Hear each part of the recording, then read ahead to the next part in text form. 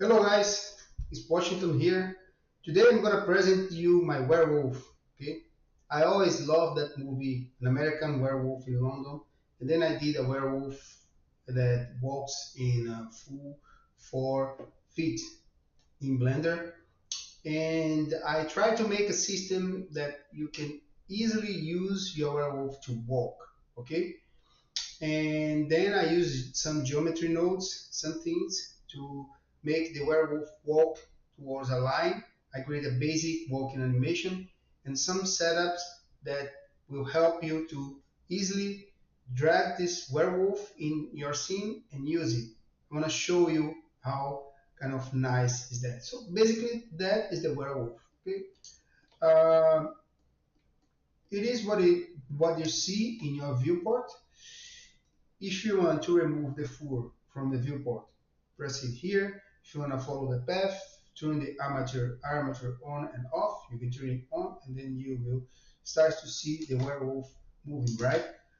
And it's moving kind of hard because uh, the flow the flow of some parts of the werewolf is driven by dumped tracks. So if you enable the dumped track, the werewolf becomes more fluid, right?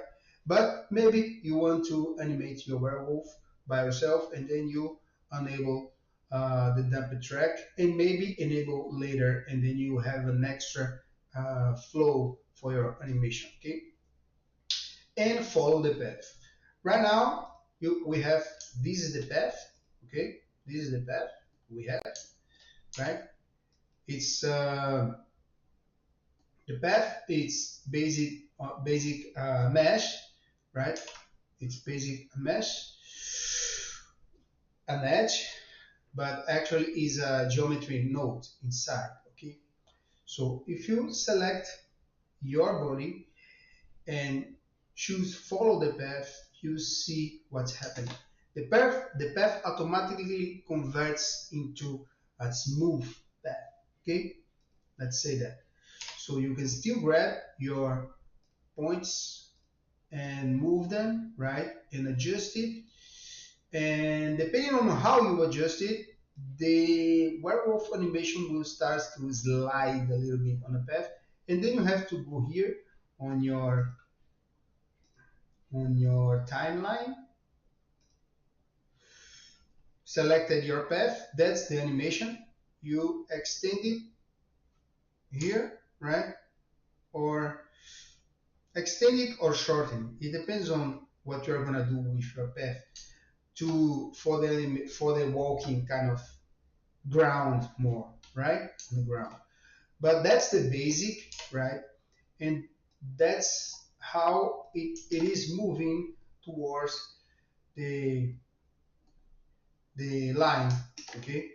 You also have the possibility of project your line into some uh, some mesh that have some bumpness or something like that, just for the sake of matching more how what your werewolf is doing.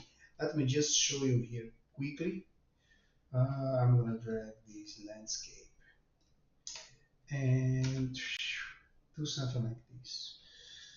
But I don't want something crazy because if I put something very crazy, it's not gonna work very well. So be aware that it's not the perfect system, right? The best system ever. But you can use it. You can select your line and project on top of whatever environment that you have, and voila, that's then. And then you have your werewolf walking right on your environment, okay, on your mesh. But to get better results, of course, it's better if you can divide your mesh better. Maybe you can go here and divide something like this, right? And then you see that it starts to fit better, right? You see, because you are giving it more divisions for adapting to your mesh. You see? So now chances are that your werewolf is gonna be walking better on top of your mesh. Okay, it's not perfect, but it's kind of cool. Okay, and let's see how the visuals of your werewolf is. Right? Let's take this guy, turn it off armature, and turn it off the following the path, and maybe the dump track as well. But now let's bring it back the fur. Keep in mind that the fur is hidden just on your viewport for the sake of you see the animation. Because if you unhide the fur, like here, you see, the fur is heavy to, it's not heavy to see on your viewport, but it's heavy if you want to combine with the animation in real time in your viewport. So it's better for you to hide it on your viewport. And this option gives that to you, but preserve the fur to be visible in the render. So once you render, the fur will be there. And how the werewolf look like at the very end. The very end, the werewolf look like this.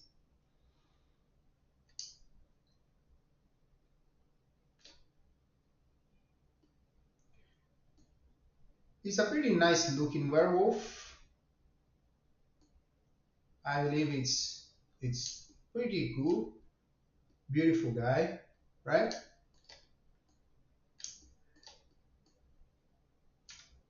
And you also have some extra controls. Let me show you. You have controls for the eye of your werewolf. What I mean by this? What I mean is that you can control your werewolf how it will look by doing movements here. Let's hide the fur so we have a better feedback on our viewport. Okay, let's hide the fur from the viewport, and now we can see. Okay, we can animate the eye here, side by side, right? And we have every angle that we want, and we can animate it directly here. Okay, so it's a pretty badass werewolf.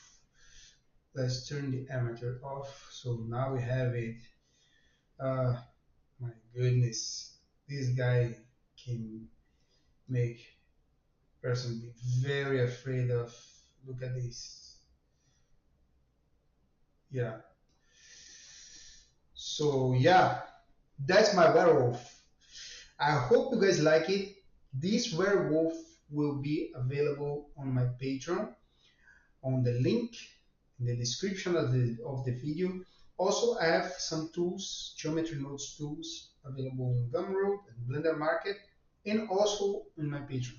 All the tools that I have available on my Blender Market, in the Blender Market and Gumroad, they will also be available on my Patreon gradually, okay? For free, for not for free, but for the members. And the membership is, of course, way cheaper than Gumroad or Blender Market if you want to buy that product individually. But if you become a membership on my Patreon, you are helping me to create more and more contents. You also have other things that I don't put on Gumroad, on Blender Market, because those things I created for my own workflow and they are very useful. Some add-ons for Blender, some things that make some functionality in Blender kind of better, and I'm making videos for that. You can see. Just go to my Patreon, check it out. And if you like this the werewolf, just subscribe. You can grab that from that and start to casting, creating kinds. Or every scene with this guy and make this guy go crazy, attack people, and do whatever you want. And yeah, man, that's it. I believe that's a very badass werewolf. What do you think? If you like, thumbs up. If you don't like, thumbs down. And I'll see you in my next video. Take care.